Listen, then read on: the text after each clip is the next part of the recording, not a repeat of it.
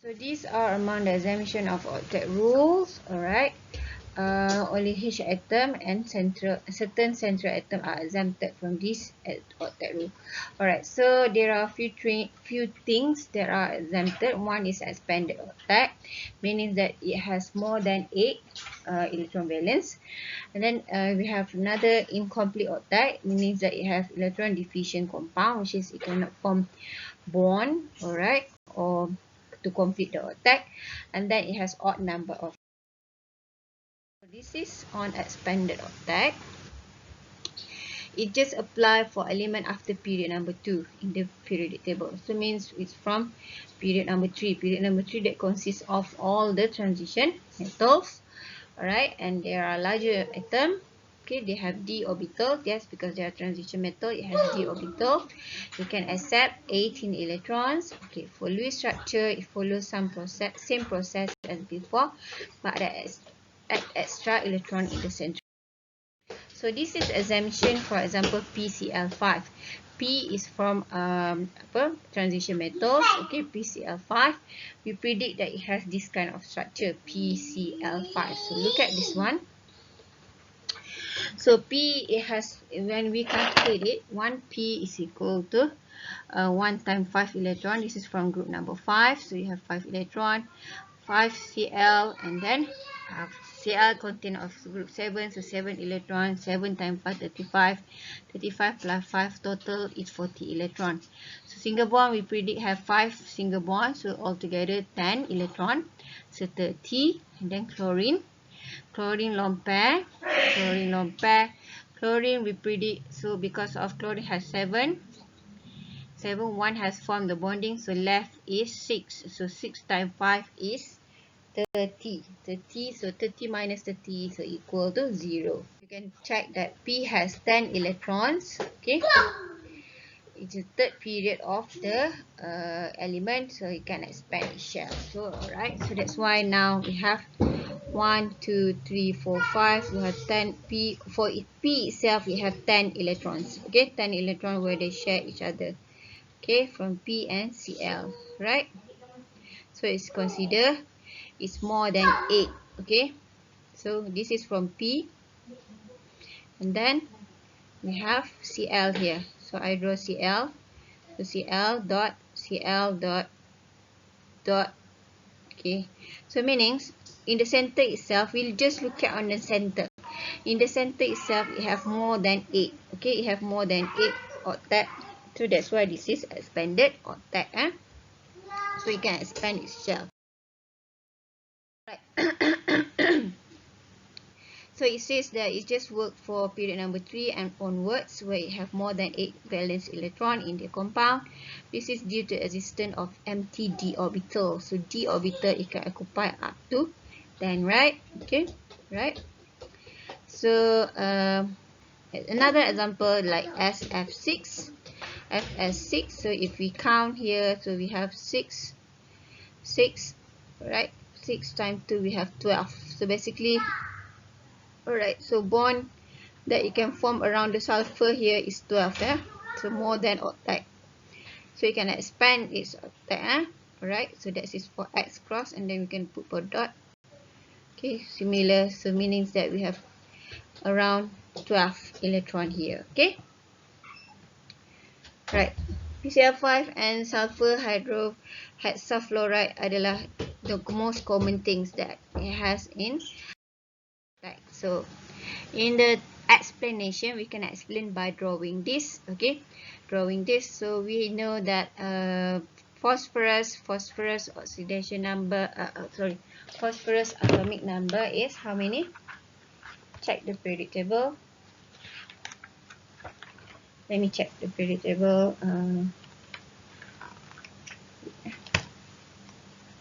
It's 15. We start with neon because of the argon that above it is neon.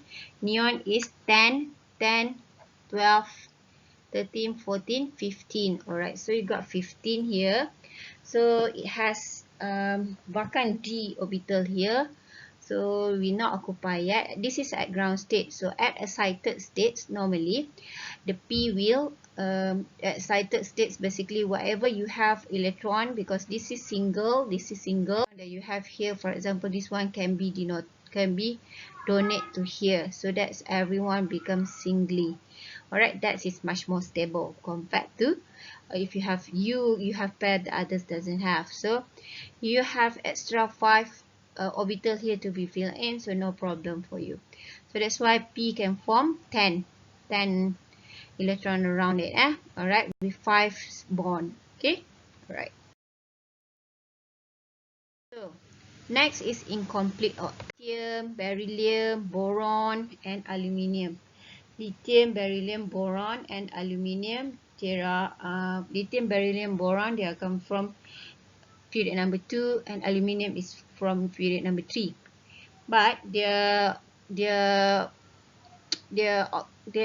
electron valence, this is 1, this is 1, 2, 3, this is 3 as well. Okay, alright, so it has less than 8 valence electron in compound. So for example, boron has 6 electrons, so it has 3 pairs. Beryllium has 4 electrons, so it has 2 pairs. Okay, you can look at this one, BF3, boron atomic number is 5.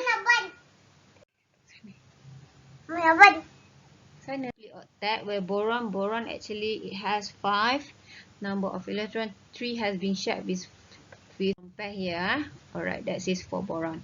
Okay, while beryllium number of electron is 4, so 2 being sharing here, 2 being sharing here as well.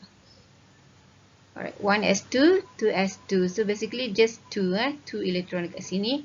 This one is 3 electron kat sini. So it's incomplete. Incomplete octet. It's not reached 8. Alright. So aluminum is 13. So 13 you can put a neon and then 3s2, 3p1. So 3p1 basically, yes, you have 3, 3. So 1, 2, 3 electron valence.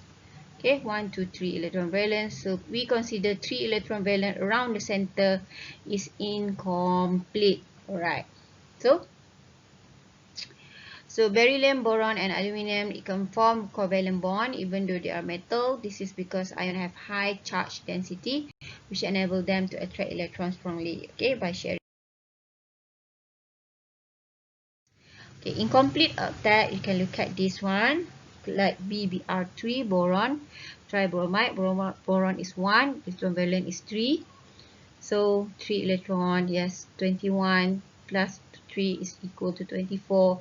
Single bond is 6 electrons. So 26 minus 24 minus 6 is equal to 18. And lone pair around the bromine is 6 times by 3 is equal to 18.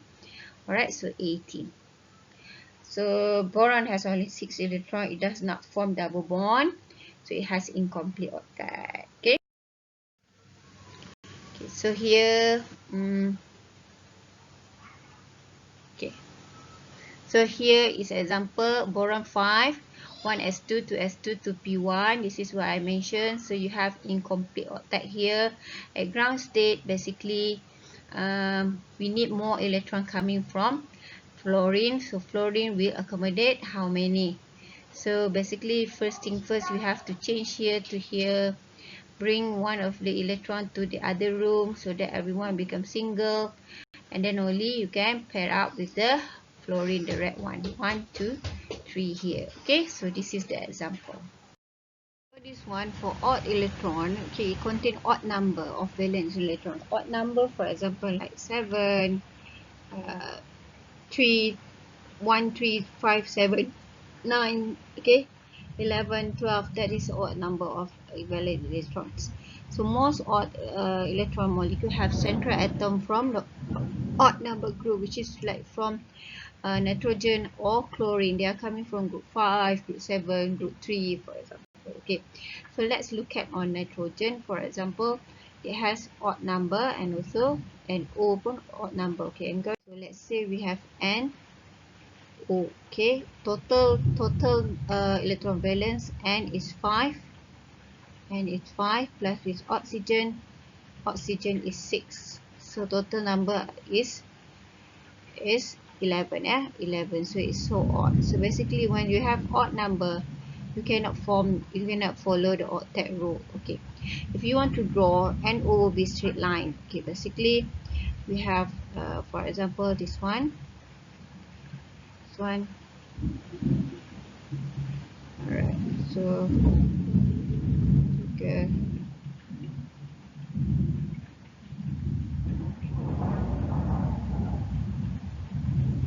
four, okay, and 5, yeah. Okay, so we have 5 electron valence, while oxygen we have 6. 1, 2, 3, 4, sorry, 5, 6. Should be dot, alright, so 5, 6. So basically this is we form one bond over there, one bond over there. So that is the example of NO. It couldn't, you gonna have very odd of electron pair out there. So 3 electron here, basically we call it as a formal charge here. Gonna calculate how much formal charge all this. Alright, so this is another example where you're gonna have NO2. So NO2 basically the structure when you draw, it's gonna give you resonance, either like that or either like this one. Okay, you're gonna have double bond here as well, and you're gonna have O. Okay, so this is just to show you some example of how odd electron can be formed. Alright, okay, this is okay. Okay. Okay. Okay. Right. Okay, so that's how it does. Okay, so this one we call it as resonance. So basically this is impossible to be happen. Yeah, okay, call it as resonance. Okay. Write the Lewis structure for NF3 and also CO3. So you may try that one. Okay, so CO3 to get the structure. So next, if we have more than one structure, how do we know that which one is correct? Okay, so this is always can be predicted by experiment, okay, or concept such as formal charge and resonance that I show you just now to make. Okay, so how do we know which one is correct? First, you have to know the bond length from X-ray data. We don't have that, that's fine. But for example, SO bond shorter 142 picometers compared to SOH, it has 157. So it's indicate two bond or shorter than another. Okay, you can predict the Lewis structure even though it's violate the object. So we can use the formal charge formula. Formal charge is equal to electron valence minus unshared electron valence over bonding of the electron divided by 2. Okay, right. Okay, or formal charge is equal to electron valence minus bond of the atom plus unshared electron. This is we indicate by placing them in the circle. Okay, formal charge that near to 0 is the one that we want. Alright. So you may look at here. For example, you come up with a H2SO4 and you come up with two structures. Either this one or this one. Single bond here or double bond here. Alright. So we want to calculate the formal charge for each of them. So I will show you in the next slide.